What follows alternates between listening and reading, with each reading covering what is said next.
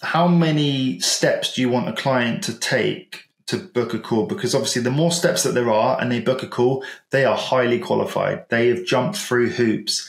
Okay, that is an easy sell. Versus how easy do we want to make this for them so we can just have a conversation with them and potentially try and sell them on the phone. And I think that's where I'm currently at, is trying to find that balance. Gotcha. Welcome to the Web Design Business Podcast with your host, Josh Hall, helping you build a web design business that gives you freedom and a lifestyle you love. Hey friends, welcome into this episode of the Web Design Business Podcast. Got a treat for you in this one.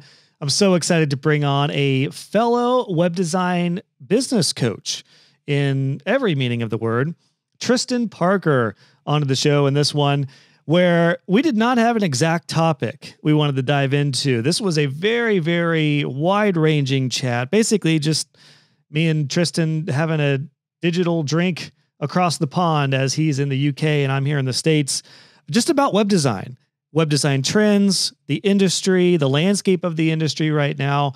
We get into a lot of things about how to choose the right tools for you, how to sell to clients, especially if you're early on, all the way from processes. And Tristan has a really interesting process for weeding out clients with discovery calls and having a contact form in his booking Calendly link, which is really interesting that we get to. So a lot of things that were covered in this conversation to help you with your web design business, no matter if you're starting out or if you are more established and you're looking to kind of take things to the next level here. So really excited to bring Tristan on. You can find out more about him if you go to his website at tristanparker.co.uk. That is his personal agency site. Cool thing about Tristan is that he is still active in the web design world, building sites as an agency. And then he's also teaching as well over at the agencyalchemist.com. So a lot of cool things that Tristan has going on. And he's got some different experience for me in both the agency world and the teaching world, which I was really excited to learn from here too. So Tristan's coming on next. Before we do dive in, something that we talk about is the importance of having a mentor and having community in your journey. It is so difficult when you get into web design to know what to do, what to offer, what tools to use, what steps are next in your journey, when you should scale, when you should scale back, if you should even scale, if you should niche, how to market your business, all of those questions and more. And as you know, if you are not in a community yet, it is a lonely venture. Whether you're a web designer, whether you're an online marketer, online entrepreneur, it's lonely business. And I don't want you to be alone. And quite frankly, you're only going to go so far by yourself. I experienced this when I was taking pride in being a solopreneur. I did everything myself and learned all the lessons the hard way and had no one to relate to and bitch to when I needed somebody to talk to. So on that note, I want to give you the mentorship you need and the community you need. And I have that for you in my community, Web Designer Pro. It includes not only all of my web design courses that are going to help empower you with no matter where you are in your journey, but I'm telling you, the community is top notch. You've probably heard me talk a lot about it recently. A lot of the recent guests have been community members in Pro, and I coach you directly. You have a direct line of access to me, and I'll answer all your questions no matter where you are in your journey. And I'm getting close to potentially opening up some even more intensive coaching options for those who would want it inside of Web Designer Pro. But for right now, you can have a direct line of DM access to me, and we often do a lot of Loom video back and forth. So all that to say, I would love to see you in Web Designer Pro. If that sounds good and you are not wanting to be alone and you want to have a proven path, you can go to joshhall.co/pro. To try Pro out, we do have a monthly option, so you can just go month to month. And I'm telling you right now, the results that you'll get within the first 30 days, I think you're going to be amazed at how fast you can grow your business with the right support. So joshhall.co/pro. Without further ado, here's Tristan. Let's talk all things web design, sales, processes, tools, all the goodies on what's working now in web design to help you. Enjoy.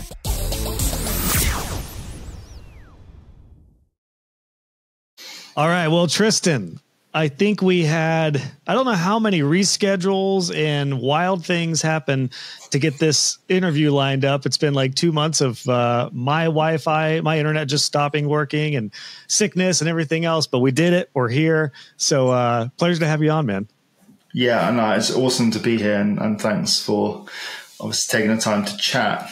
Yeah, I think it was like 4 reschedules in total. It was a record. I think it was 2 apiece. It was a 2 apiece. I had a conflict the first one. And then, like I said, we were like 5 minutes before our interview, the internet just wasn't working. Something happened with our internet. And then, yeah, you had a couple. But by golly, the universe did not want us to talk, but we're here, which means it's got to be a good one. I feel like for as many setbacks as you can have, it means the opportunity is going to be sweet. So I'm really excited to chat with you, man. We're so similar with what we offer web designers and our students with help on the business side of things. And you have some stuff that I don't do, and I have some stuff that you don't do. But one reason I love talking to other web design coaches is I think we have a unique perspective on what is working well and what's maybe not working, and just the perspective of the industry. Do you kind of feel like that too? Like, that's something I appreciate. What do you appreciate about being a web design coach? I mean, for me, the main thing that I appreciate is actually having the opportunity to almost give back.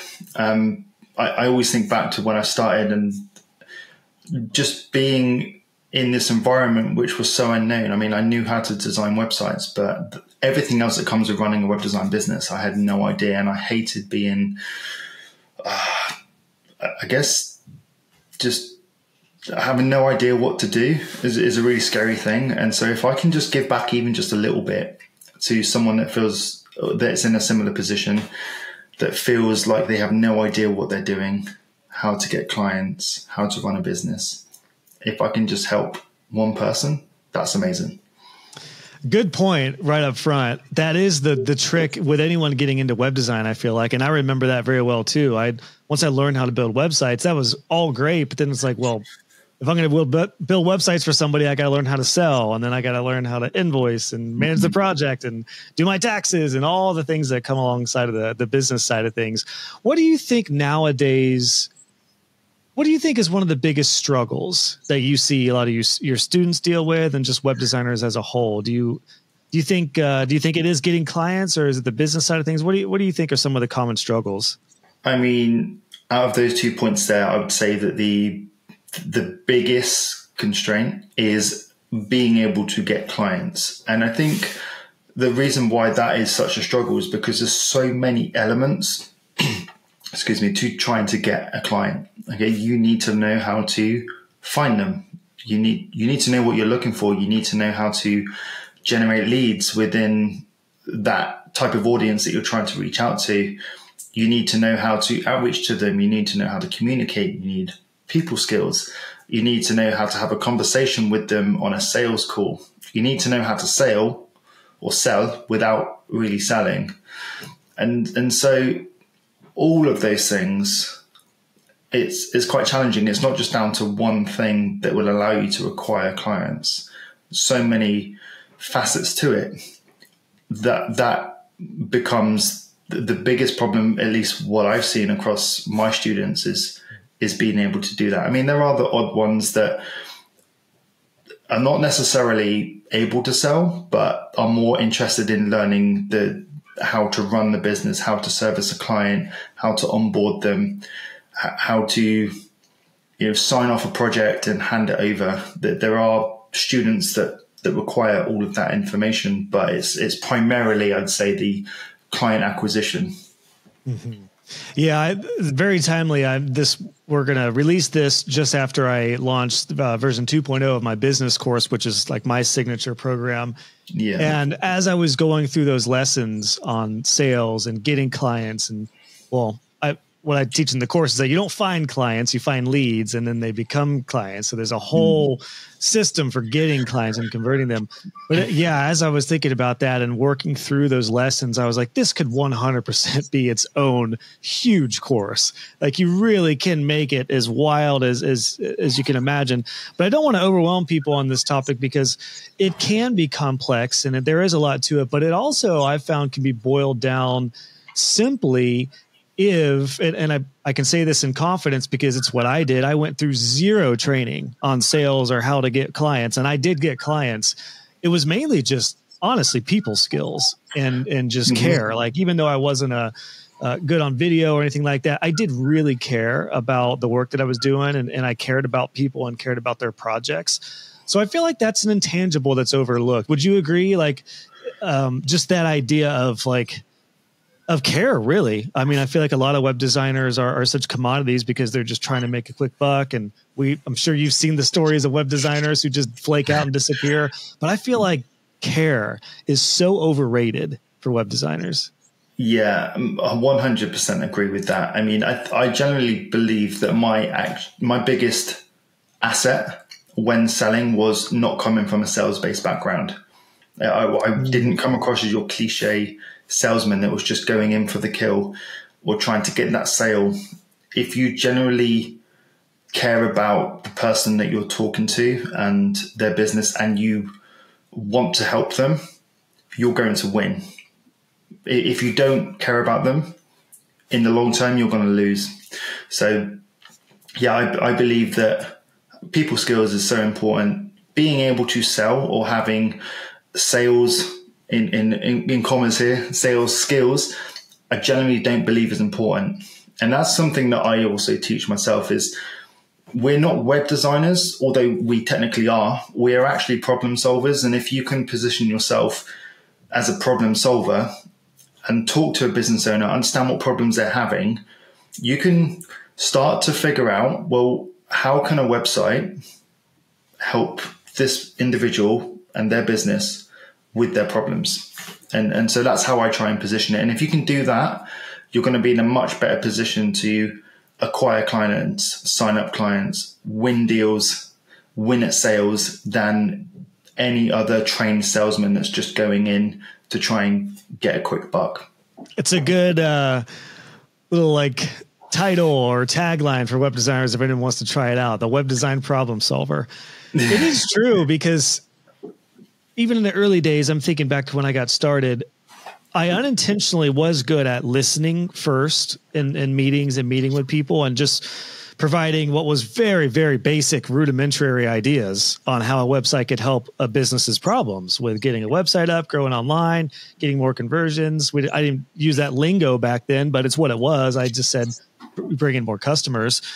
But it is interesting that care, just that idea of truly caring about your clients and the results, that to this day still outweighs competence. I mean, competence is important, but you can be the best designer in the world.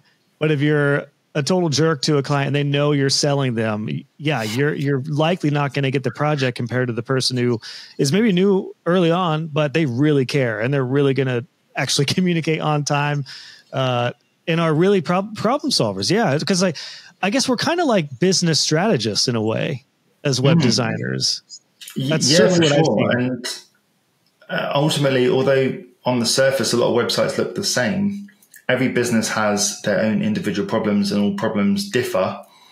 So you need to figure out within the problems that exist what strategy that you can implement in order to have the best chance of solving those problems. I mean, we're realists, we're human, we're not always going to be able to solve those problems. But if you can, over time, build some experience and start to understand how you could potentially solve a given problem through a website, for example, a business is getting too many phone calls because they have potential customers asking them questions. It's like, great, well, an FAQ section would easily solve that. It doesn't always have to be how do we get new business through our website. It could be solving other problems. That's a great point. I love that mindset, Tristan, because solutions to problems for clients are not always boost our conversions by 50% or whatever. It can 100% be saving business owners time, or even just the idea of somebody being proud of their website to send them people to that they aren't doing currently. Those seem like little results, but those are big results for a business. Yeah, exactly. I mean, I think of one scenario where I had a new SaaS company approached me. They were looking for investment and they needed to rebuild their website to reflect their current position in order to acquire investment. They weren't looking for app installs or anything like that. It was purely to get investment. So, I think where a lot of people kind of fall short is they only think of one potential outcome, and that is, we will get you more business. It's like, well, you know, there are so many different ways or avenues or roads that you can go down to be valuable to a business by way of providing them a website. What would some of those other ones be? So we talked about, I think the big one is obviously, like conversions, growth, sales directly on a website if it's a product or something. But I love that the little intangibles like the FAQ section that would save support time and people getting calls. Are there any other ones that you've noticed in your experience and that you see your students do that are other results-based web design tactics? I mean, to be able to pinpoint something off the top of my head, that's a great question. But I would say, as service-based business providers, one thing that I think every service-based business needs is a portfolio.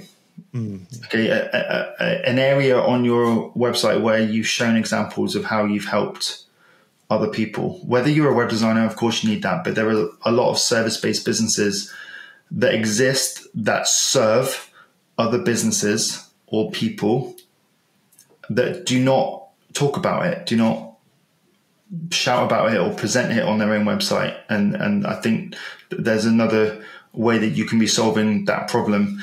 Again, you could argue that that comes round to client acquisition. Okay, if you're trying to acquire clients, you need a portfolio. I usually say that there's a handful of things that you need to have on your website, and that is making sure that you've got a call to action that's clear, making sure that you have a portfolio, making sure that you have proof of concept, so any reviews and things like that, and making sure that you're being clear about what problem you are solving. They're, for me, the key things that should exist on a website. Let's talk about call to actions, because there's so many different, and I bring this up because it's a question I get a lot. It's like, what should my main call to action should be? Should it be to get a quote, like hit me up, go through just a basic contact form, I weed them out from there, book a call? I guess there's no right or wrong to this. It might depend on which of those you'd prefer, but do you have a favorite call to action for web designers? I think it comes down to what the end goal is. I think typically for web designers, it probably is to acquire more clients, as the start of the conversation went. So for me, that's going to be, what is the best form of communication for that individual designer? Because typically you'd say, well, email me or fill out this contact form. But actually, we're in a day and age where we don't always communicate via those methods. So you could have a link to your WhatsApp. Okay, you could have a WhatsApp web link, for example, and say, contact me here, and you could get a direct WhatsApp message. So I would say it comes down to personal preference, but I would also say have a couple of options on your site, because although it's down to personal preference of the designer trying to get the contact, it also comes down to, how does the person that's potentially going to contact you, your ideal customer, how do they prefer to be in contact? Because some people like picking up the phone, some people are a bit shy, so actually they would prefer to email, or some people would prefer to just message, because from my experience, sending a message is a bit more direct than sending an email. Emails, a lot of people send emails, they can get lost. But if you want a quick response, you would call. If you want, or so let's say the quickest response, you would call. If you want a quick response, you would message. But if you want a response at all, you would email. So I'd say have a couple of options, but also think about how you prefer to be contacted. That's interesting. That's good, because, yeah, you're right. There are different behaviors, like client behaviors and personality types, who do prefer to call or do prefer maybe a video call or like to book a consultation. I'm kind of an email guy. I'd rather start with a contact, but some people love DMs. Now, what's interesting about this, though, is I do recommend to my students that they be open like that, particularly for calls in the early days, because the more you can get on the phone with somebody, the better you'll be able to convert them. But moving forward, I'm sure you've experienced this. You don't want to leave your calendar open to everybody and anybody who is potentially going to be bad fit leads. So what did your personal process look like for your digital marketing? Because you're still straddling both worlds, right? You're doing digital marketing for clients and teaching as well. Yeah, I am. That is correct. And it's an interesting point that you just made there about trying to filter out, I guess, the leads that you don't want. I mean, I get a lot of booked calls. Josh, I'm really sorry if you can hear the dogs barking. That's all right. Perfect timing. That's all right. Dogs are welcome on this podcast. I've got my 2 golden retrievers on the other side of my office here, but they're sleeping, so they're not. Yeah, I mean, complete side note. It's the next door neighbor. They've bought 2 new puppies, and oh my God. So I do apologize. No, it's all right. But yeah, as I was saying, with my process, I get a lot of calls that will come through the agency that are either just trying to, they're just trying to figure out my process in the terms of what happens next when we fill out this form, or what happens next when they book a Calendly invitation. Do we get an email?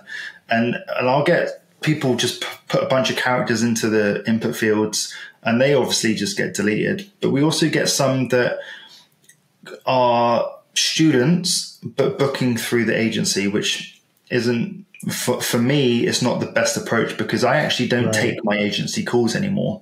I have a business partner which is more sales focused, and he takes all of the calls, and I will get messages from him saying, well, there was a call on today, but he wanted to speak to you, or they were looking for help.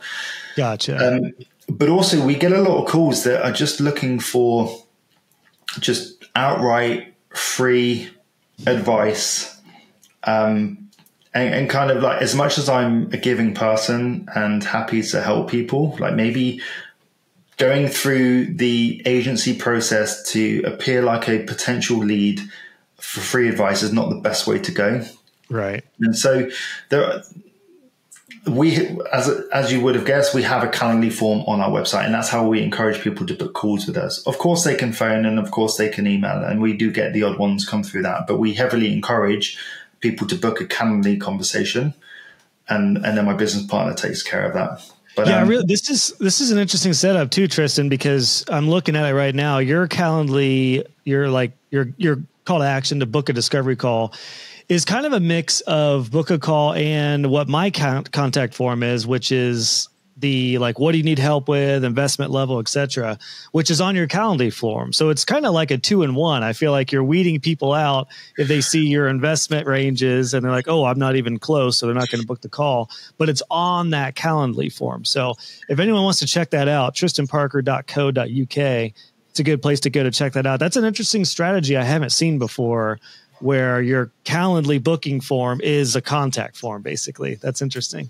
Yeah, exactly. So I've got it set up through Zapier. So if someone submits an inquiry, it will come through to Slack. We have a Slack channel with all of the booked calls that come through. It will go into our email list.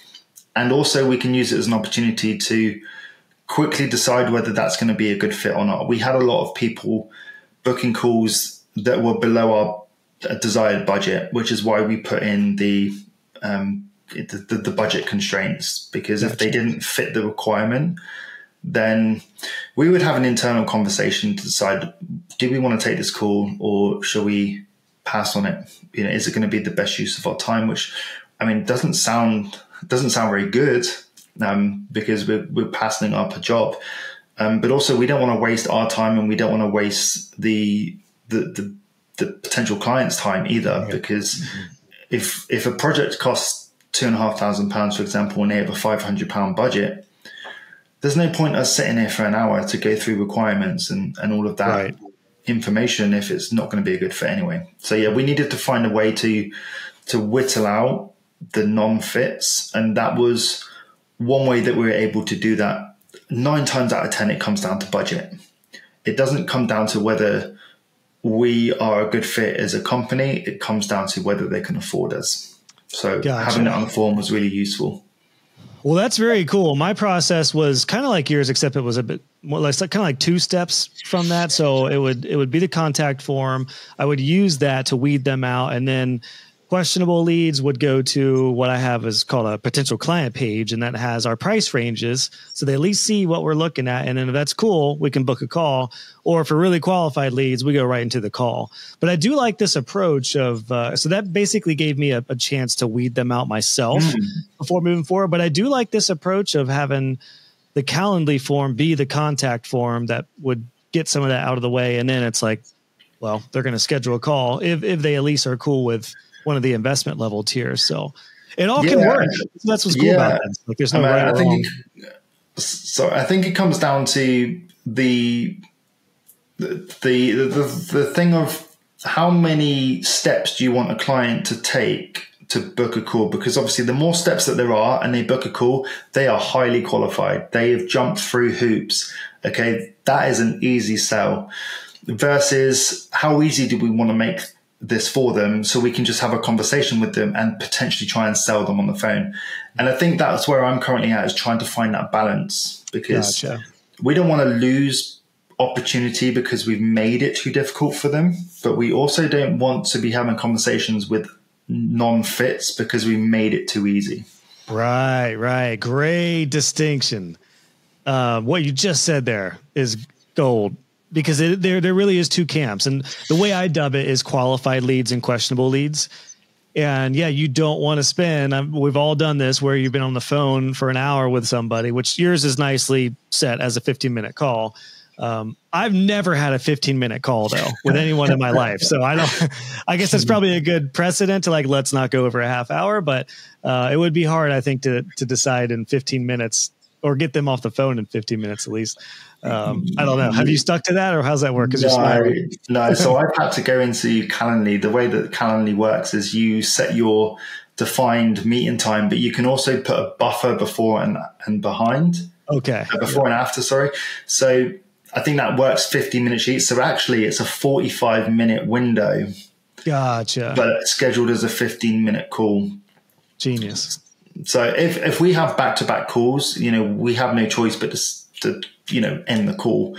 And my approach personally is to have that initial conversation and qualify them again, and then invite them onto a second call where we can, after we've asked them a few questions and we understand more about the business and the problems they're having, we can come back to them with a loose solution and almost pitch them on how we can then solve those problems. And we typically, at least from my experience, do that by way of a presentation. Okay. And I call it a two-step sales call. I mean, I'm sure many people have heard of that. But we have two steps in our sales process. We have the problem discovery, and then we have almost like the solution presentation. Love it. Gotcha. I've seen that pretty prevalent in the coaching world. And yeah, that makes sense. I guess in a way I did that, but I kind of combined it. I didn't have an exact method or framework like that, but I like that distinction. And usually what I would do is a discovery call, and that would be the problem, like figuring out what the challenges and problems are. And then I would come in. If we needed an additional call, we would do it. But typically then I would come in with the proposal, which would be the presentation. So yeah, it's funny. It's like, we almost are doing the exact same thing. It's just phrased differently and packaged differently. Yeah. Sounds which is pretty. And that's what I've seen. And the same thing with like getting clients and leads. It's like there's cold leads, there's warm leads, and you take them into some sort of funnel to get them to your contact form, whatever the call to action is. And then you do problem, discovery, and then solution. And then there we go. We're off. So there's so many ways to package it up, which the cool thing about, I think everyone I've talked to who is a fellow like web design business coach or somebody who teaches this is like, there is no right or wrong way to do this.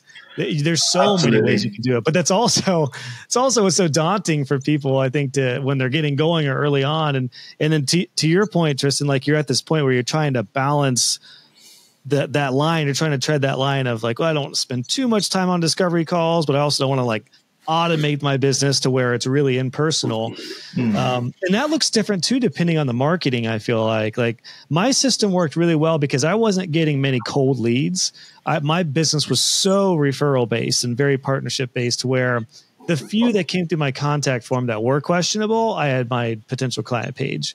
But in most cases, we were going right into a call because they were referred by a client or in my networking group or something like that. So I guess that makes a big impact too, doesn't it? As far as what that process looks like, as whether, is it referral based in person, or are you getting a lot of cold traffic online and social media? I guess that really would dictate how you do the weed out of all that.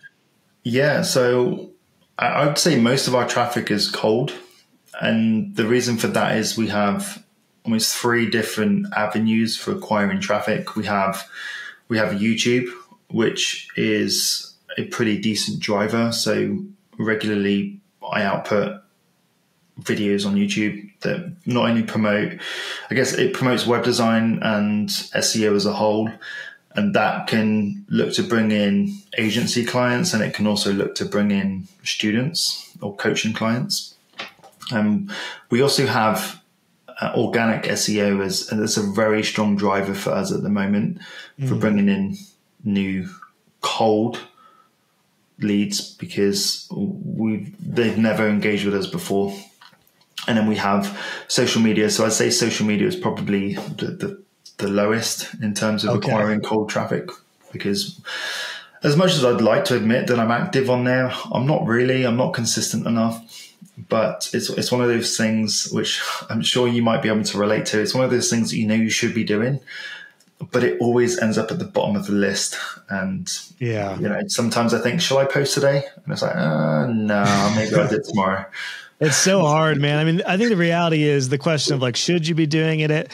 Whatever is working well, and if you're enjoying it, that's what I'm telling myself is like, I know I've been saying I should be devoting more time to my YouTube for a while now, and I'm finally doing it just because I've spent a lot more time doing a lot of other things and trying to keep active on social. But I like YouTube more. It's my favorite aside from podcasting. Podcast is my absolute favorite. YouTube would be my second favorite over social media. So I'm even going through that myself now. It's like that feeling of like, I should be posting every day. I should be present. It's like, well, maybe one long form piece of content on YouTube that is going to go further and have a bigger reach over time once a month would be better than 5 social media posts a day that a quarter of your audience might see. 100% agree. So having a social presence is important. You need to be there in the forefront of people's minds, and the only way that you can do that is being visible multiple times.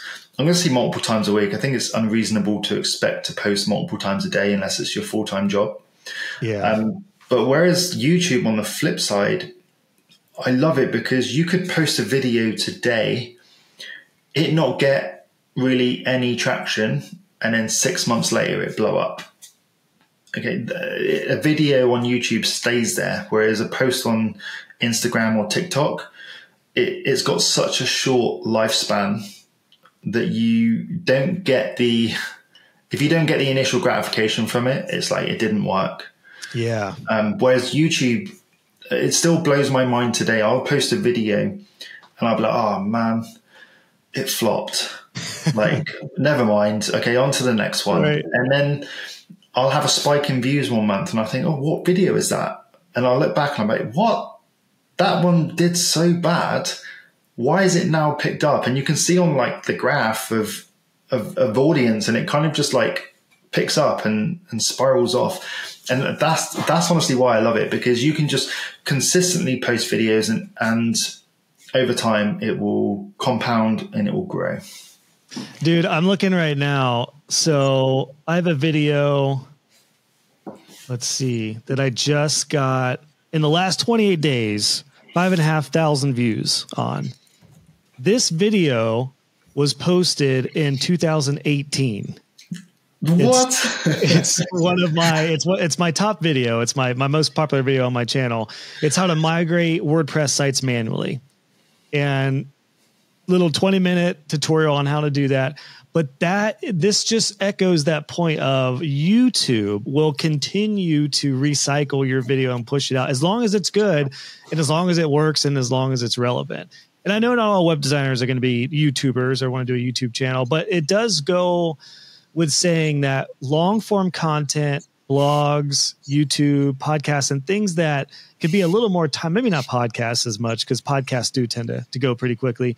But YouTube and blogging in particular, those are pieces that can last a very, very long time. And Google and YouTube will continue to recycle those. Whereas, yeah, my big problem with social media is I hate doing content that's going to disappear in a couple of weeks, and is like all that work I put into that is just gone for the most part. Yeah, for sure. I mean, the point you made there about YouTube videos not disappearing, I think there's also another aspect to YouTube which is super beneficial for any business owner, which is kind of, I guess, underestimated, and that is just being present on video, taking away from the whole discovery side to it, but actually the know, like, and trust side.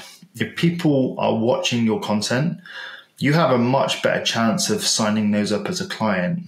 Yeah. Compared to what, if they didn't watch that content.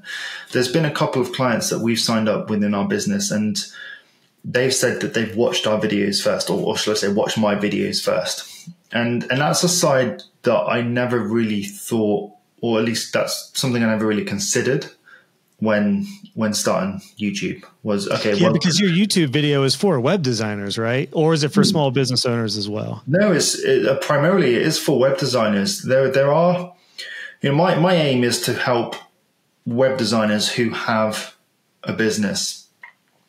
But a lot of the stuff and the topics that I talk about are also useful to an everyday small business owner that's looking to improve their website, that's looking to improve their organic SEO. So although I'm talking to a specific type of audience, I get this whole other demographic, which are still my ideal customer, coming in via the agency. And I've now got to the point where I've taken some of those videos, depending on the topic, I've taken those and I've put them on our website, and we've acquired customers because they like the fact they were able to watch videos first via the website. And I think you would never be able to do that, or at least I wouldn't have ever been able to offer that on my website if I'd never put content out on YouTube. Yeah. And speaking of going back to the sales thing, if you can create authority in any way, there's so many ways to do it. Video, YouTube, you can do it on social media, however you want to do it. You can do it with blogging. You can do it with a free training, a workshop. There's so many ways to build authority. That just makes sales so much easier if someone's seen you first talking about anything that you do, because they don't know, like clients don't know barely anything about websites. So you could be in this game for 1 month and you'll sound like an expert to an auto mechanic. Now there are some clients who are pretty savvy, and not all of them, but it's a generalized statement. But for the most part, I could say anything about hosting or websites or one conversion tip, a call to action button, and the client's going to be mind blown. Oh my gosh, you're a genius, Josh. They don't know I just went through one of my courses and I've been at it for 1 month. So that's what makes, I just feel like that's what makes sales so much easier now. And the reality is we have all the tools at our disposal to show up online however we want, which is really, really, really cool. Yeah, absolutely. I think the key point there that you just touched on is you don't actually have to be an expert in what it is that you're trying to offer or sell. You just have to know more than the person you're talking to. And then you're the expert. And so many people suffer with imposter syndrome that they let that hold them back. And so that's one thing that I teach is you only need to know more than the person you're talking to. And that won't always be the case. You'll have the odd person that actually knows their thing. And, maybe that conversation didn't work out. It's like, so what? But there's going to be more infrequent than it would be frequent. Well, that's authority building, but talk about trust building. I've learned just saying, I don't know, or I'm not sure, but I'll look into it.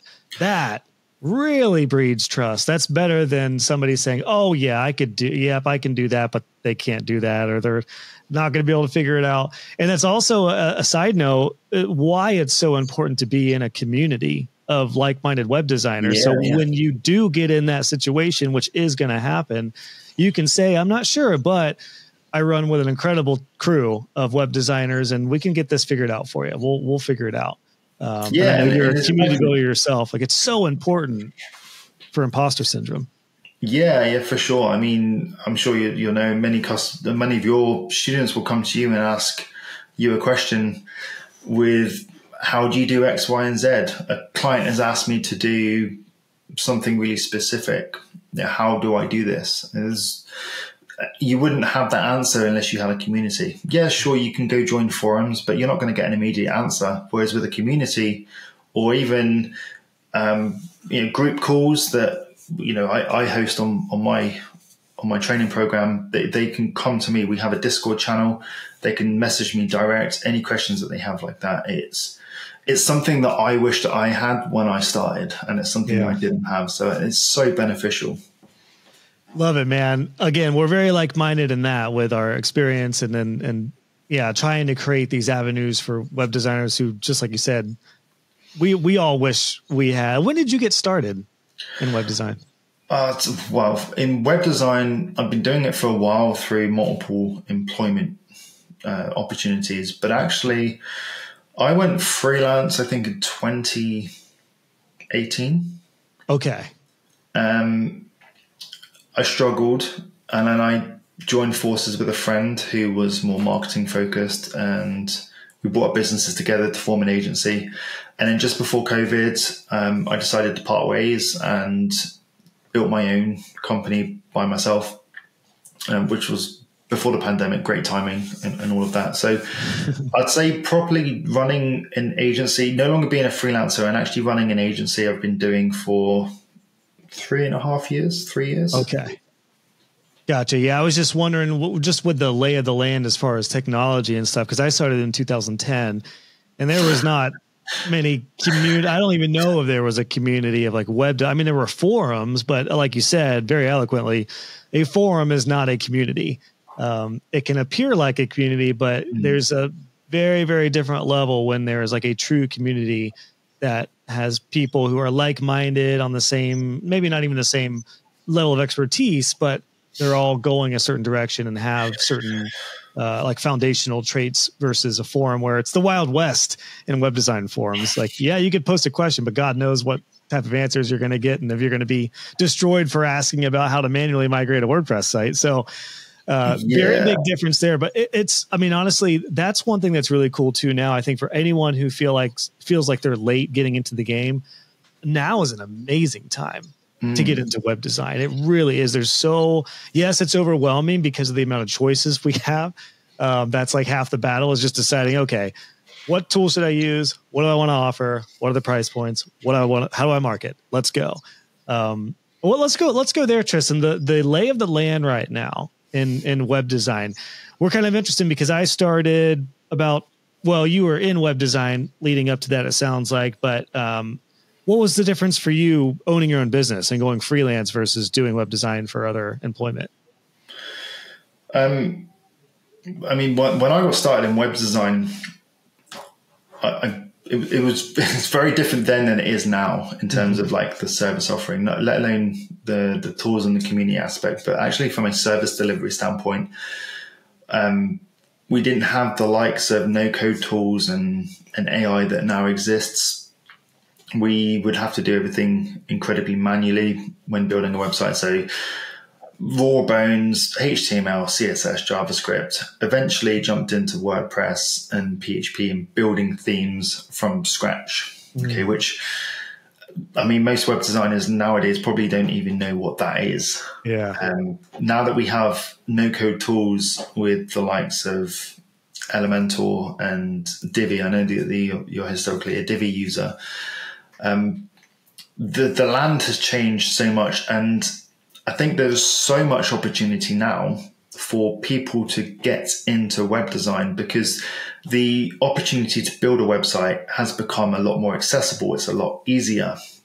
So it does mean that there is more, let's say, competition because there's more people within the industry, but there's also way more opportunity for individuals to help business owners because everyone's different. The way that everyone approaches business is different.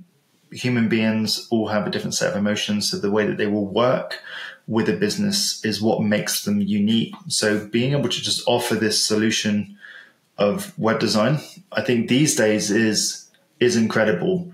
You throw in no-code tools, you throw in the opportunity that now exists with AI. I think there's no better time to get into this space.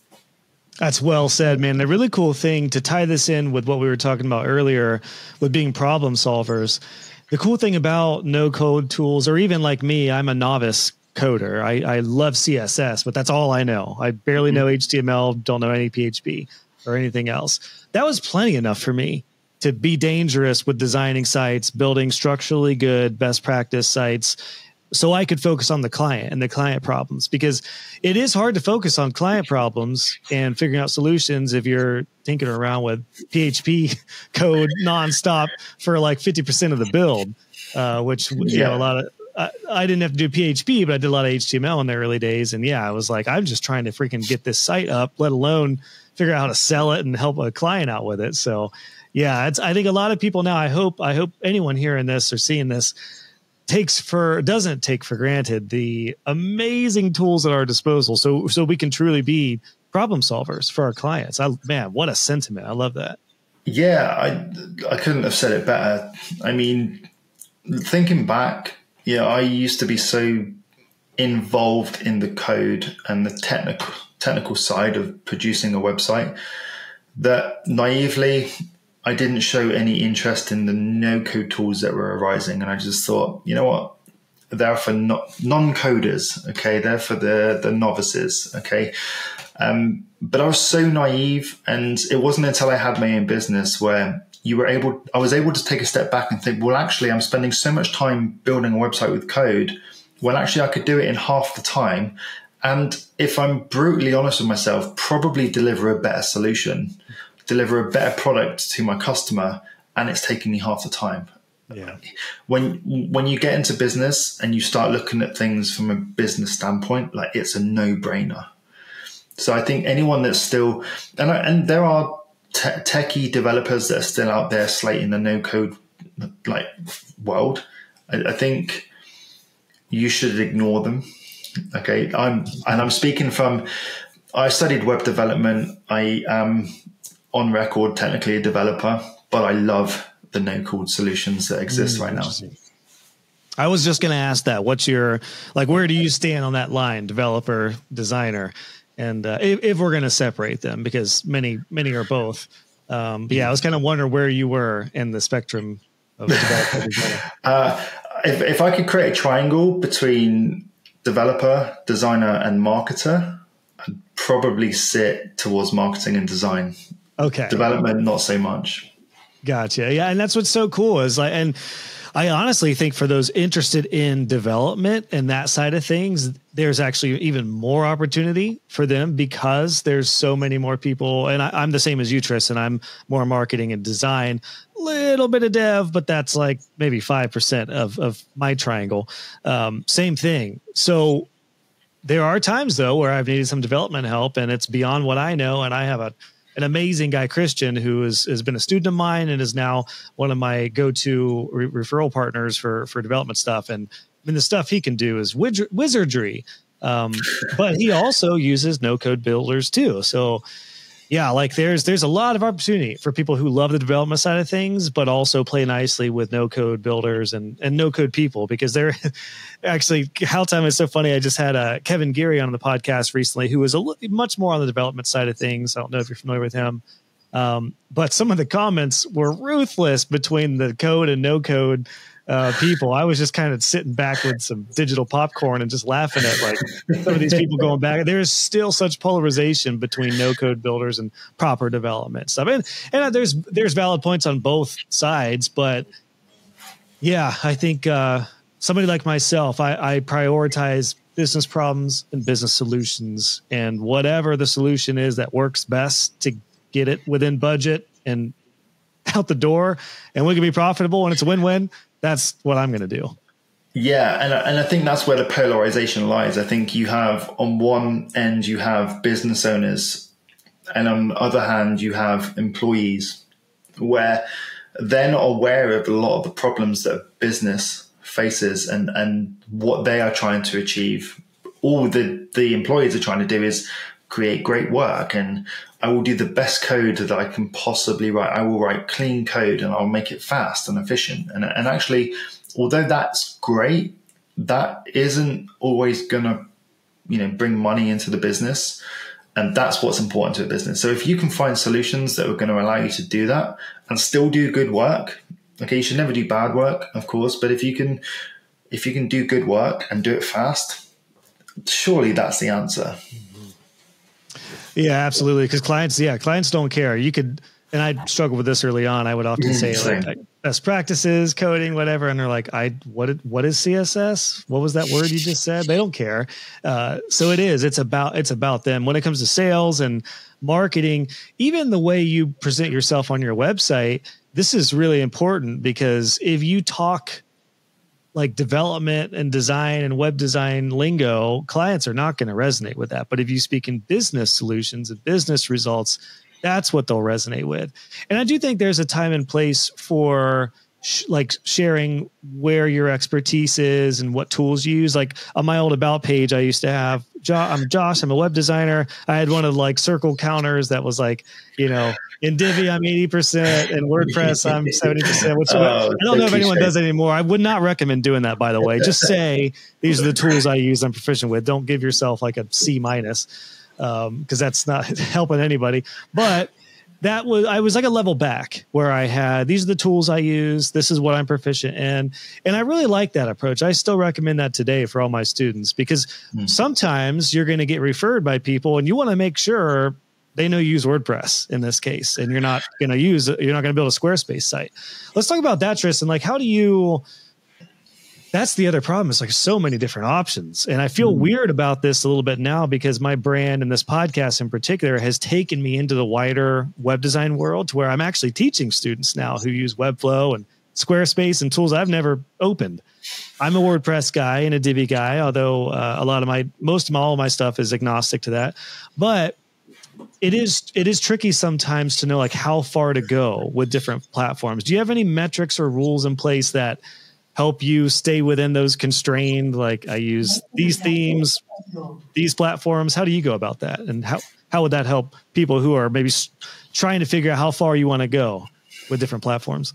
Yeah. So, I mean, from my opinion, I would say stick to the platform that you know the best, because ultimately, your point earlier that you said, the client doesn't often care what the website is built in, as long as they're able to do what they need to be able to do with it. So one is have a nice website, but second is, can they update the content? And as long as they can, they're typically going to be happy. And it doesn't matter whether you provide a Squarespace site, a Wix site, a WordPress site, a Webflow site. It honestly doesn't matter. And I know when you look at each of them from a technological standpoint, they're all quite different and they offer different things. But from a client standpoint, they all do the same. Like they are all the same solution. So it's like, great, you want a car. Do you want to drive an Audi? Do you want to drive a BMW? Do you want to drive a Ford? Okay. If all they want is a car, they're not going to care. So I think that's one way of looking at it. So I'd say choose a solution that you are most comfortable with. For me, at the moment, it's WordPress. And I mean, I've had an internal battle backwards and forwards as to whether I should migrate away from WordPress and go to Webflow. I've done a lot of testing in Webflow. And although I like it, I still keep coming back to WordPress for a couple of reasons. One being, it feels like home. I'm familiar with it. We now have plugins like Elementor and Divi where we can produce websites really fast without having to be able to code. And although historically Elementor has not been the best, it is getting a lot better. And so I'm finding the difference between WordPress and Elementor and Webflow, that difference is becoming very slim. So I'm still with WordPress, and I think I'm probably going to stay there. There was a period of time where we tried to sell Webflow to new customers, and a lot of them just wanted WordPress because they know it. They are already on WordPress. They're, for the most part, happy with it. Some are not, because WordPress has its own bag of problems. But for the most part, They just want to stick with something they know. And so it just felt for us a lot easier to stick with that platform. So again, it comes back to just, I say stick with what you know. But if you say, well, I'm really familiar with WordPress and all of your conversations that you're having with clients want Webflow, it's like, maybe look at Webflow, because you're going to potentially be losing work. So there is a balance between sticking with what you know and what the market wants. Well, and then when it comes to any sort of scaling or getting help, that's what gets really, really tricky with multiple platforms, especially multiple platforms. Because like one way I was able to scale effectively, very small, was I just used WordPress and Divi. That was it. Had some old school like themes that I would just search and find on like Envato Market and upload it. And I don't know who their creator was back in like 2012, but far and away, 95% of my sites were Divi and WordPress. It made it a lot easier to scale and to get help on, because if you are managing multiple builders like Elementor, Divi, Bricks, Oxygen, that makes it just 4 times harder to manage all 4, keep up with all 4, hire out any work for all 4. And then, if you're doing different platforms, that could be really, really dangerous. So that's kind of my personal metric too. It's like, I think it's good to have a little diversity just in case Elementor and Divi does go down, just from a lot of different senses. But just know the more tools you use, the harder it is to keep up with everything, especially if you're wanting to get some help one day. Oh God. Yeah. I didn't even consider that side of it. I think it comes down to the saying, being a jack of all trades, master of none. If you are looking to understand a lot of platforms and offer a lot of platforms, you're never really going to be an expert in any of them. And I don't ever claim to be an expert in all of them. I mean, I will hold my hands up and say, I don't know how Divi works. I've played around with Divi sites and I cannot figure it out. Okay. I've played with. I'll send you my tutorials. We'll get you covered, Tristan. Don't worry. We've played around with other WordPress page builder tools and we can't figure them out. Wix websites, Squarespace, we work with them from an SEO standpoint, but we wouldn't build a website in them. Gotcha. It's not worth the headache. It is such a headache to try and figure out all of these multiple platforms that I think that you should just pick one, maybe 2 if you like, if you've got capacity, and just focus on that. Yep, I echo that. And listen, you're an Elementor guy, right? Mm-hmm. That's your primary tool. Yeah, I couldn't stand Elementor when I tried it, but the thing is I think it's because I was just used to Divi. Like it wasn't that one is better than the other. I mean, each one has their pros and cons for sure, just like any platform does. But it's such an important message, because I think a lot of people, especially in the WordPress world, like Divi gets hated on a lot. Divi 5 is coming out in the near future, which I think is going to be a lot more lightweight and streamlined. And from the developer standpoint, they're going to make a lot of developers a little bit more happy, not happy, but a little bit more happy.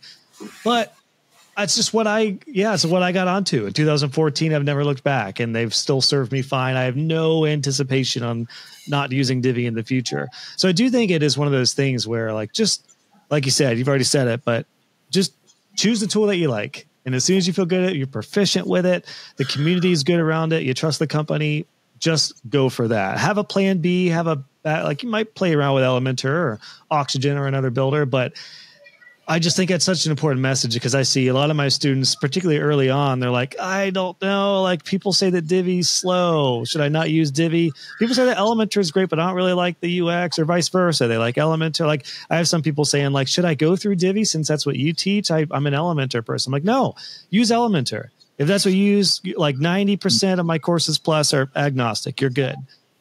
You use that. Just don't go through my Divi course. You're fine. Or have that in your back pocket if you want a plan B.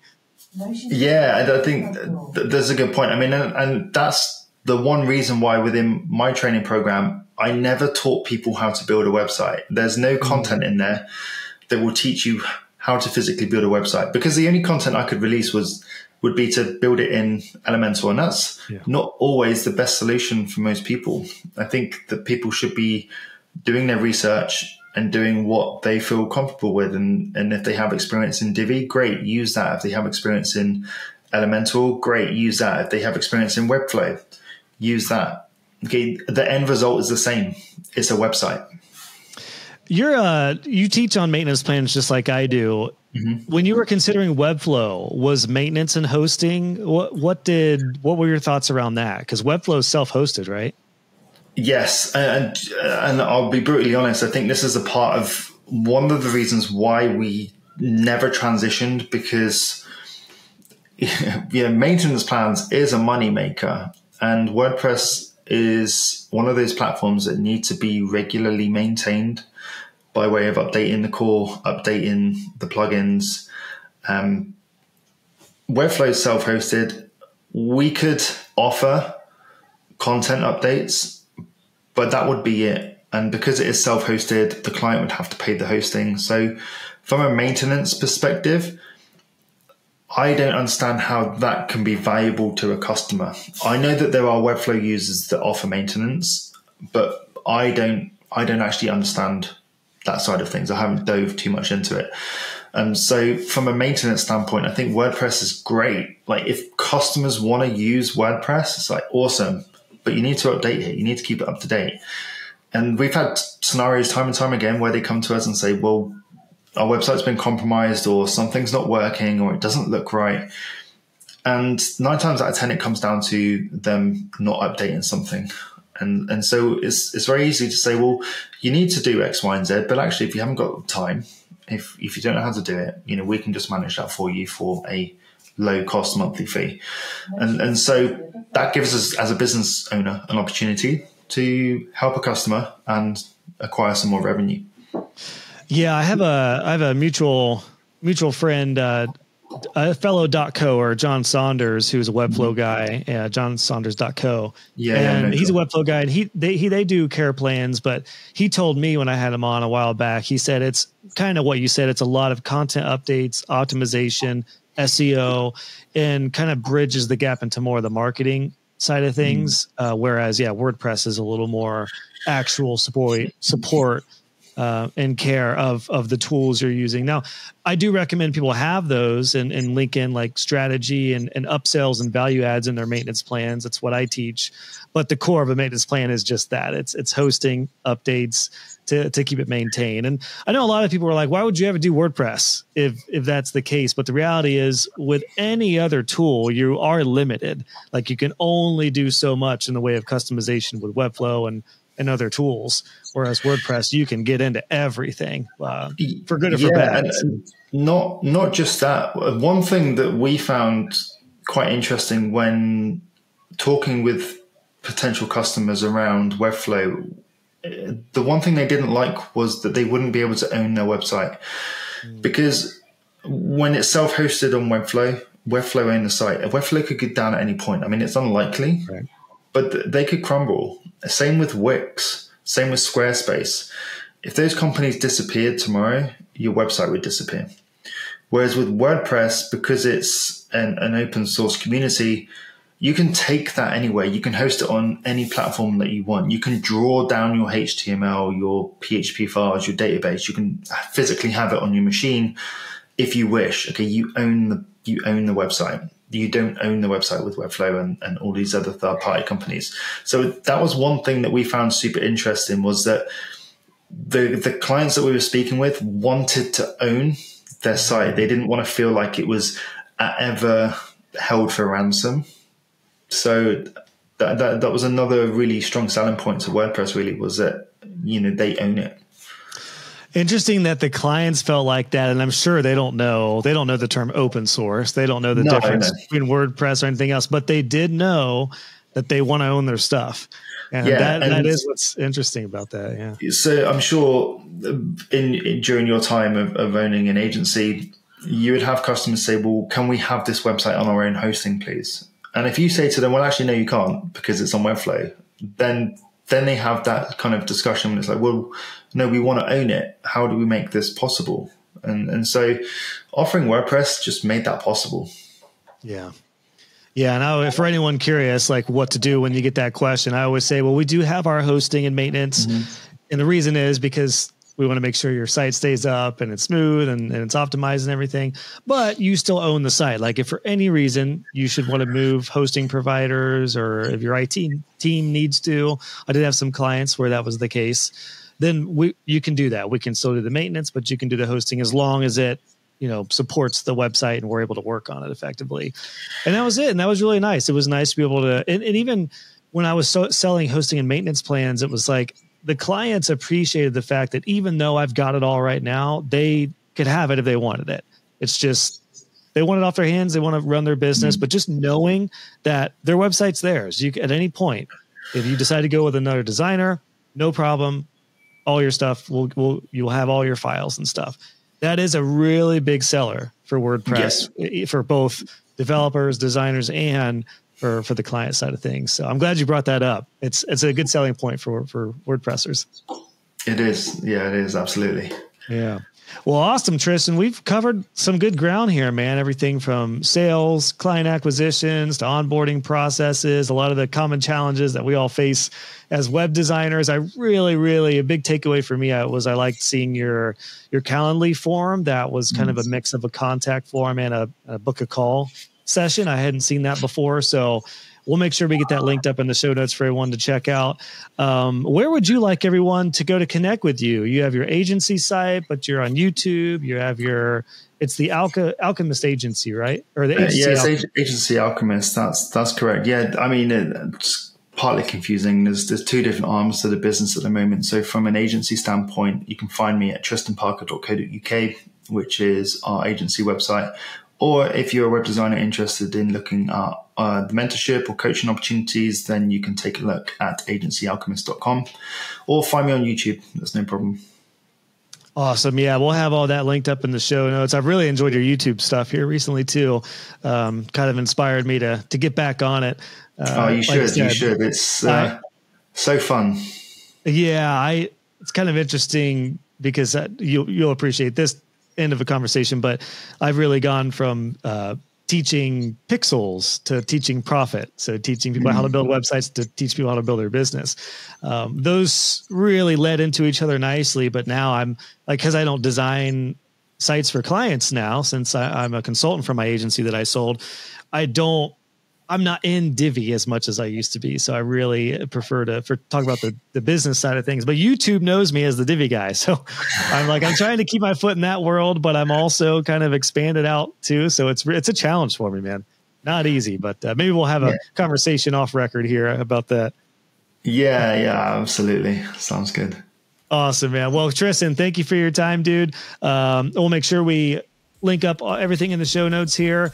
And yeah, man, really inspired by what you're doing. Keep at it. I can't wait to see how your business continues to evolve. And we'll make this the first round of more here, if that sounds good, man. Yeah, sounds awesome. You too, man. All right. So great lessons there with Tristan as somebody who is an agency owner and a course creator and community builder himself. A lot in common and very like-minded, as I think you probably discovered there. And maybe you're like that too. Whether you're a developer or a designer or marketer first, they all seamlessly work together. There's so many ways to excel in web design now and into the future. It just kind of is a matter of sticking to it and figuring out what you do best. So I hope this conversation has helped. Again, go check out Tristan at his agency site, tristanparker.co.uk. And for his courses and web design business help, agencyalchemist.com. And again, if you would like my personal help in your business and help you boost your sales, raise your rates, enjoy life more as a web designer and have the support you need, come join me in my community, Web Designer Pro. You can go to joshhall.co/pro to get access to that. If you have any questions, let me know. Leave me a comment on the podcast episode or the page for this podcast episode. You can also hit me up at josh@joshhall.co. I like to make my email public because I personally manage my email and I am down to answer any questions you have so I can serve you better. All right, friends, see you on the next one. I hope you enjoyed this one. And if you would, leave a podcast review. It would mean a lot to me on Spotify or Apple if you leave a review for the show. See you on the next one.